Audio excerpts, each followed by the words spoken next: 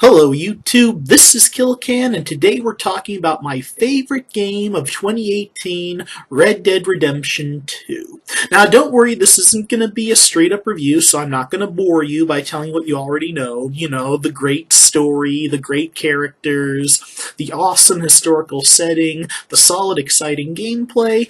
No, today we're going to talk about the reason it's my favorite game, which is the ultimate message of the story, which simply put is communism sucks. Now, I was particularly surprised at this message, considering the company Rockstar Games that made it kind of pushed me and a lot of other conservatives like me away with their last few Grand Theft Auto games, with their overt proclamation of their leftist, anti-capitalist ideals. Now, don't even worry, I'm not even going to comment on how adorable it is for a private business to take a great big dump on the system that enables them to make that kind of money for their hard work. Now, in the first Red Dead Redemption, however, they seem to take a bit more of a libertarian tone in the politics of their story, which, personally, I have a lot more respect for than any form of leftism. Now, and while Red Dead Redemption 2 does not shy away from displaying the flaws and corruptive potential of capitalism, the story makes it clear that Marxism, a staple of left-wing politics, is no better. And it shows on full display how Marxism leads to murderous totalitarianism and paranoid madness, personified by the charismatic outlaw leader, Dutch van der Linde.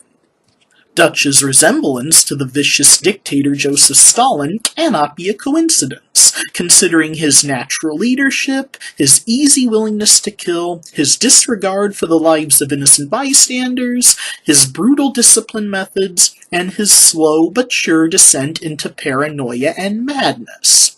Like any communist dictatorship, towards the end of the game, the most influential member of the van der Linde gang is the one who blindly follows along with Dutch's increasingly ludicrous, brutal machinations, the ruthless Micah Bell, who, like many who rose to power under men such as Stalin, Lenin, Mao, Castro, and Pol Pot, simply told Dutch what he wanted to hear at all times. He pandered to Dutch's stubborn insistence on increased violence and brutality, and manipulated his paranoia to turn him against the people who really did care about him, i.e. Arthur Morgan and John Marston. The van der Linde gang might not have had any photographs for Dutch to just conveniently paint out unwanted members, but Dutch did at multiple points in the game just turn his back on and abandon central members of his gang, particularly in gun battles after he and them had had some kind of disagreement. Paranoia is a very common trait, not only among communists, but Wild West outlaw gangs. Famous names like Billy the Kid and Jesse James are just two of many who met death from behind and/or unarmed. Consequently, communist dictators such as Stalin have been known to make idiotic choices like slaughtering all their general staff on the eve of World War II the minute they feel that they're losing control. Furthermore, Mao Zedong's infamous Cultural Revolution pitted his own people against each other in response to the people's outspoken constructive criticism of his regime, which he encouraged them to do with his 100 Flowers program. Either he didn't figure they'd actually be dumb enough to do it, or it was all just a ploy to get his naysayers out in the open, in which case, well played, sir.